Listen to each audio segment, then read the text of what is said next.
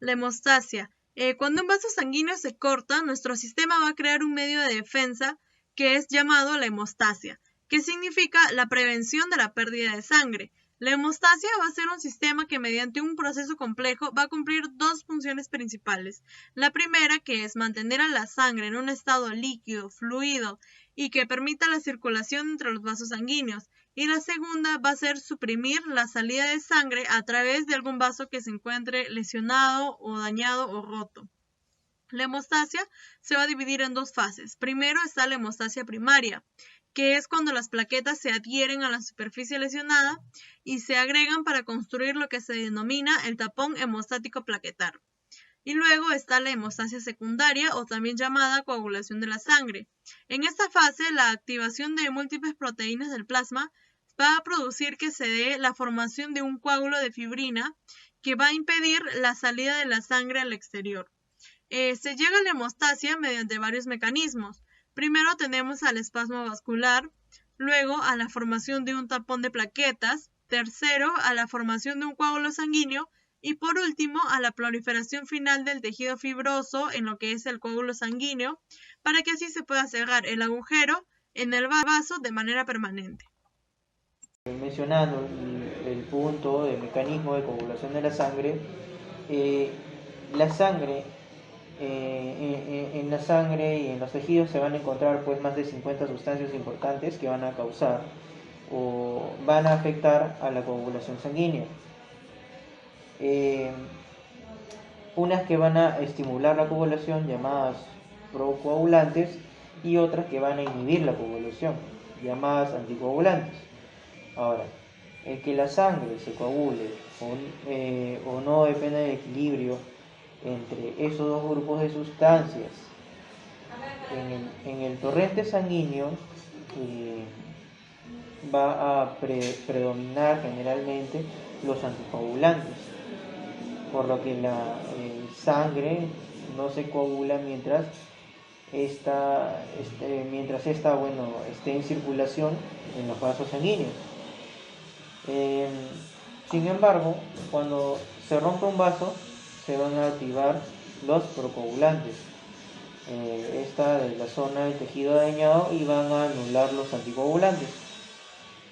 Eh, y así es como aparece el coágulo. Ahora, el taponamiento tiene lugar a tres etapas esenciales. Uno, en respuesta a la rotura del vaso o una lesión de la propia sangre, tiene lugar a una cascada compleja que va a reaccionar químicamente en la sangre, que va a afectar a más de una docena de factores de la coagulación, ¿no? Bien, el resultado neto es la formación de un complejo de sustancias activadas llamadas el grupo activador de la protombina. Ahora, el activador de la protombina va a catalizar la conversión de la protombina en trombina, y la trombina va a actuar como una enzima para convertir el fibrinógeno en fibras de fibrina, que esas van a consecuentemente van a atrapar en su red de plaquetas células sanguíneas y plasma para formar el coágulo. Bueno, continuando con la exposición, vamos a hablar sobre las enfermedades que causan hemorragia. Primero tenemos que saber qué es hemorragia. Hemorragia va a ser la salida de sangre de los vasos sanguíneos, pero en cantidades muy altas, es decir, no son controladas. Bueno, entonces la hemorragia excesiva pues puede deberse a diferentes factores, ¿no? Principalmente vamos a tener tres. Uno, que es por la deficiencia de vitamina K, por hemofilia y por trombocitopenia, que básicamente es la deficiencia de plaquetas. Entonces, tenemos que saber qué es la vitamina K. La vitamina K es una sustancia que nuestro cuerpo necesita. ¿Para qué? Para formar coágulos. ¿Y qué hacen los coágulos? Los coágulos son los que detienen el sangrado. Entonces, nosotros obtenemos vitamina K de los alimentos que consumimos. También las bacterias, principalmente que están en el intestino delgado, también aportan una cierta cantidad de vitamina K al organismo.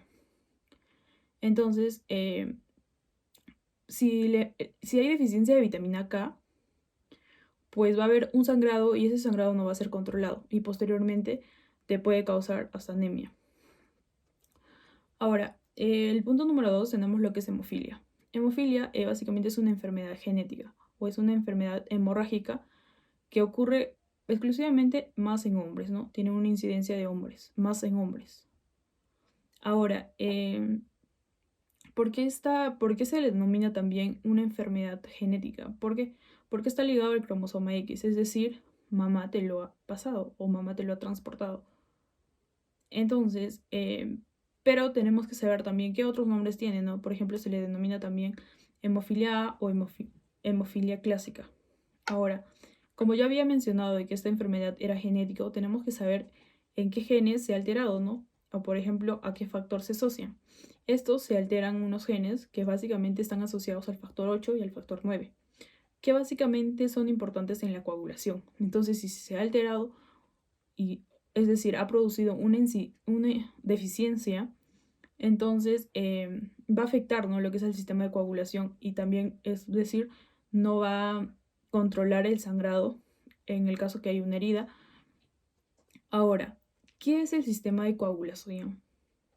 Este sistema de coagulación funciona gracias a los 13 factores, o sea, del 1 al 13. Y como ya había dicho, esta enfermedad estaba asociada a los factores 8 y 9. Entonces va a tener una incidencia de que va a haber una falla, ¿no? Una deficiencia para lo que vendría a ser el sistema de coagulación. Entonces, ya habiendo mencionado esto, como uno de los factores no va a funcionar, va a fallar, ¿no? No va a haber coagulación en la sangre. Entonces, al momento de que, por ejemplo, tú tengas unas heridas, ya sea internas o externas, no se va a poder coagular y también va a haber un sangrado, ¿no? Un sangrado que no esté controlada y también te puede causar anemia. No solo anemia, ¿no? Sino que está asociado a varias enfermedades, pero principalmente te puede dar anemia cuando pierdes sangre, ¿no? Ahora, como punto número 3 teníamos lo que era trombocitopenia. ¿Qué era la trombocitopenia? Esta era la deficiencia de plaquetas, ¿no?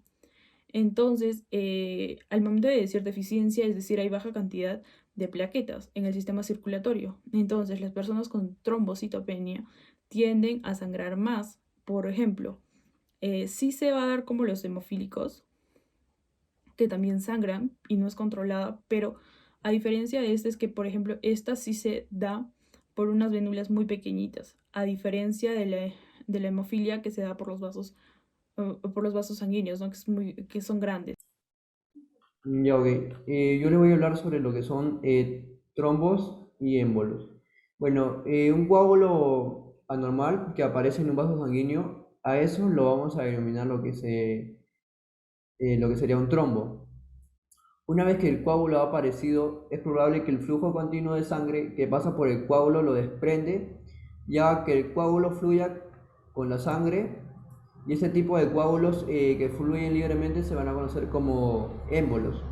Los émbolos que originan en las arterias grandes o en el lado izquierdo del corazón, ya sea en los ventrículos y en las aurículas izquierdas, pueden influir hacia la periferia, ¿no?, y taponar lo que son las arterias o arteriolas en el cerebro, los riñones o en cualquier otro lugar.